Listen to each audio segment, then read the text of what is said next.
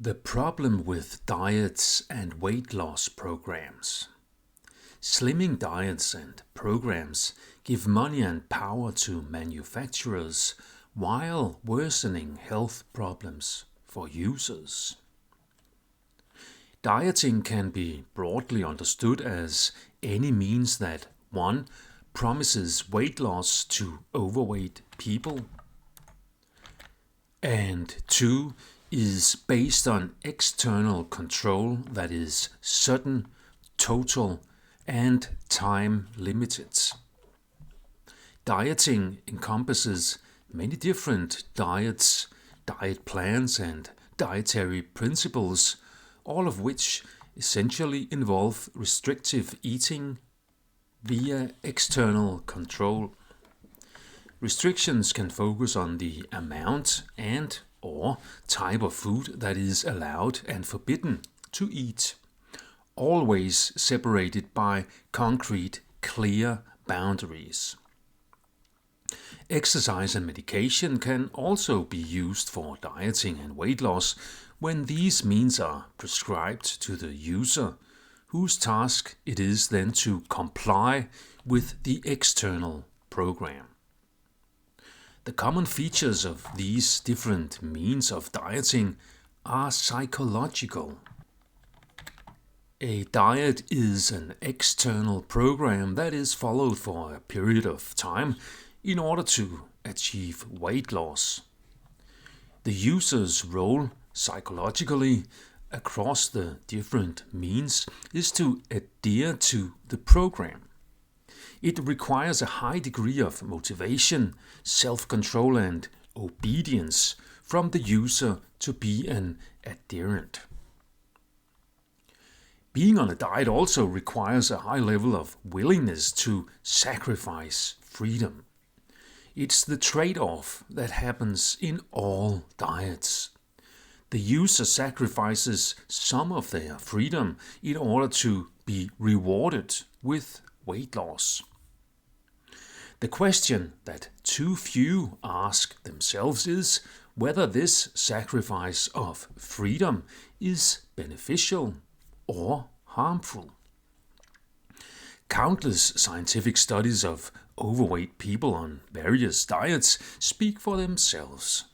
Any diet will result in weight loss as long as you adhere to the diet sufficiently.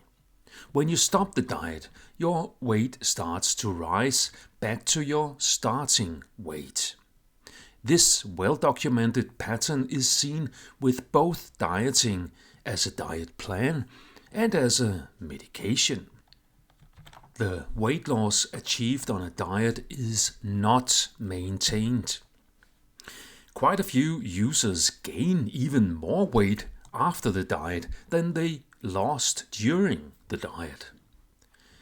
There can be both physiological and psychological reasons for this, such as inappropriate changes in metabolism and cravings that persist after dieting. Dieting increases the risk of eating disorders, including anorexia, bulimia, and BED, binge eating disorder. It impairs mental health. Dieting also impairs physical health if weight loss is not maintained. Thus, it is physiologically significantly healthier to be stably overweight than to lose weight while dieting and gain weight again afterwards, again and again.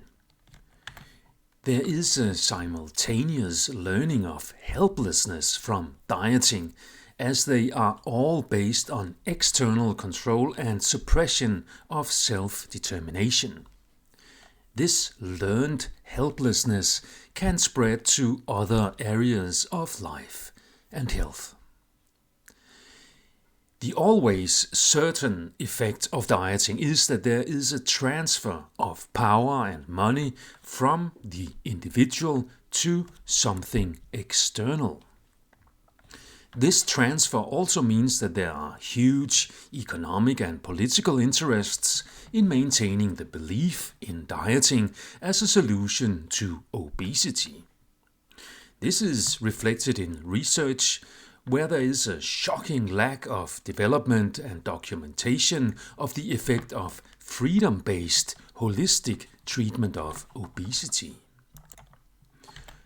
However, there is sufficient evidence to put forward a well-founded hypothesis that freedom-based obesity treatment leads to slower but continuous and ultimately significantly greater and more stable weight loss as opposed to dieting, which leads to faster weight loss that is transient. It can also be argued that both physical, mental, and social health is improved with freedom instead of dieting. There are at least two different healthy alternatives to dieting.